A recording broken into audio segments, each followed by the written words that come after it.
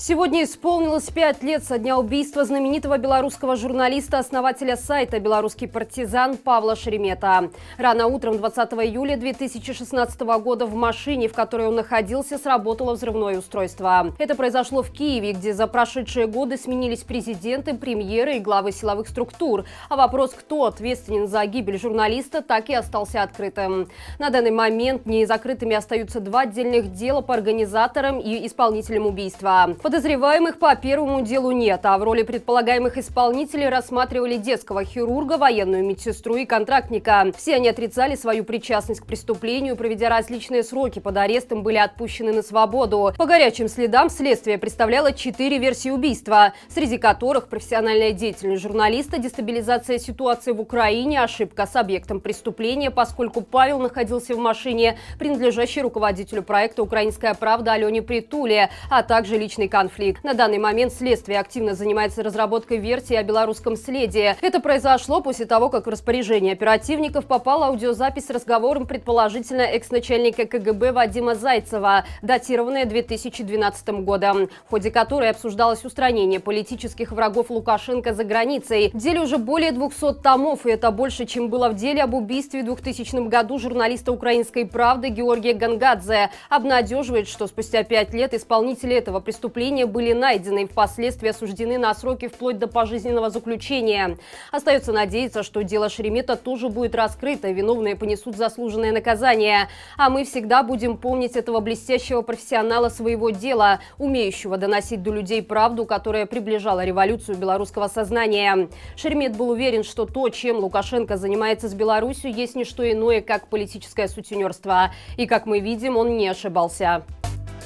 Поистине историческое событие произошло вчера в Вашингтоне. Народный лидер Беларуси Светлана Тихановская встретилась с госсекретарем США Энтони Блинкеном, заместителем госсекретаря Викторией Нуланд и советником Госдепартамента США Дериком Шолле. Во время переговоров были затронуты такие темы, как захват самолета Ryanair, нападение на гражданское общество и независимые СМИ, а также организованная режимом нелегальная миграция в Литву. Вскоре после встречи с Тихановской Блинкен написал о результатах переговоров в своем твиттере и добавил: «Живе Беларусь». Визит Светланы Тихановской в США продлится до 31 июля, а каждый желающий может следить за ее поездкой через дневник, который народный лидер ведет на канале «Страна для жизни». Лукашенко не перестает делиться с миром больной фантазией. После заявления о покушении на него и Озаренку он вдруг заговорил о неких преступных группировках, которые за деньги привозят в Литву нелегальных мигрантов. Об этом белорусский диктатор заявил в интервью арабскому новостному каналу Sky News Arabia. Он также добавил, что готов оказать литовцам помощь в борьбе с ними, но не безвозмездно. И если Ближний Восток и Северная Африка в подобные сказки нелегитимного поверить, то в цивилизованных и демократических странах нет. Глава МИД Литвы Габриэлюс Ландсбергис уже высказался по этому поводу, назвав предложение Лукашенко о помощи шантажом. Он также добавил, что Литва и не рассчитывала на нечто другое террористического режима. Если Минск не остановится и продолжит доставлять мигрантов, Литва предложит новые санкции. Напомним, что только за последний год на белорусско-литовской границе было задержано около 2000 нелегальных мигрантов. Это в 20 раз больше, чем за весь 2020. Верная свора нелегитимного не прекращает охоту за всеми, кто говорит правду. На этот раз их мишенью стали честные офицеры, которые записали видеообращение к сотрудникам вооруженных сил в августе прошлого года. «Я защищаю власть от народа, в верности которому клялся в своей присяге». Такой вопрос поставил перед людьми в погонах майор запаса Андрей Букаренко. На днях стало известно, что мужчину задержали еще 16 июля и поместили на американку. То же произошло и с другими военнослужащими, принимавшими участие в записи видео. На сегодняшний день известно, что задержаны еще как минимум двое. Это Сергей Шпак и Андрей Дичко. Первый прослужил 28 лет, имеет 4 детей, 2 из которых несовершеннолетние. Сейчас он находится в СИЗО КГБ. Майор запаса Дичко пробыл в заключении 10 дней, после чего его отпустили в статусе подозреваемого. Ранее офицеров, которые записали обращение, лишили званий. В чем их обвиняют, пока неизвестно. Очевидно, что пока Лукашенко продолжает силовым путем удерживать власть в стране, ему не нужны принципиальные силовики и профессионалы своего дела, знающих текст своей присяги. Его опора – это беспредельщики из 90-х, у которых нет никаких моральных барьеров. Ситуация в Беларуси все больше напоминает времена войны в Афганистане. Силовики устраивают облавы на целые дома, где живут люди, которых ранее задерживали за протесты. Также было и во времена военной операции. Войска искали мятежные кишлаки, блокировали их, устраивали фильтрационные пункты, определяя, кто может быть членом бандформирований.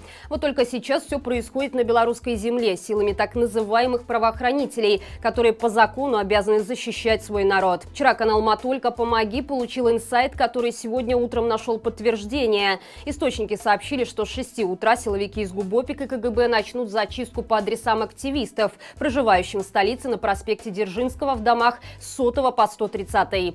Так и произошло. Объектом нападения стал дом номер 119. Жильцы сообщили в местном чате, что визитеры прошли широким бреднем по квартирам, просматривали телефоны и другую технику, а также вещи. Параллельно прошла информация, что такие же события разворачивались и на другом конце Минска, в микрорайоне Уручья. Судя по всему, силовики, разобравшись с НГО и независимыми медиа, перешли на списки активистов. По информации канала Антона Матолька, такая зачистка будет проводиться как минимум до конца июля. Стало известно, почему главный редактор интернет-издания «Наша Нива» Егор Мартинович, руководитель отдела рекламы Андрей Скурко и главред детского журнала того же издания Андрей Дынько не вышли на свободу по окончании 10-дневного задержания.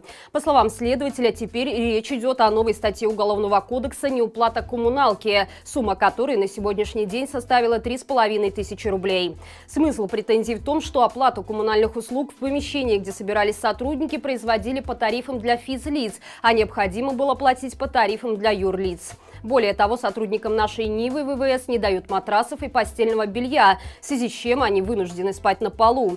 В ответ на это в соцсетях начали обсуждать недавнюю жировку, опубликованную в телеграм-каналах и принадлежащую замминистра внутренних дел Николаю Карпенкову. Сторонник насилия, инициатор строительства лагерей для протестующих, задолжал государству за коммунальные услуги уже более 11 тысяч рублей. Но почему-то его на Окрестина не отправили. Все ли в нашей стране равны перед законом? Вопрос риторический.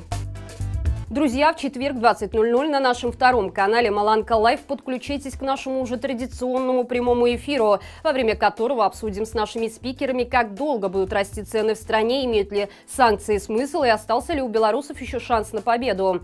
Кроме того, завтра утром на нашем канале смотрите новое интервью с крымско-татарским журналистом Айдером Муждабаевым, который высказал свое видение о происходящем в Беларуси. Я же прощаюсь с вами до завтра. Хорошего всем вечера и живе Беларусь!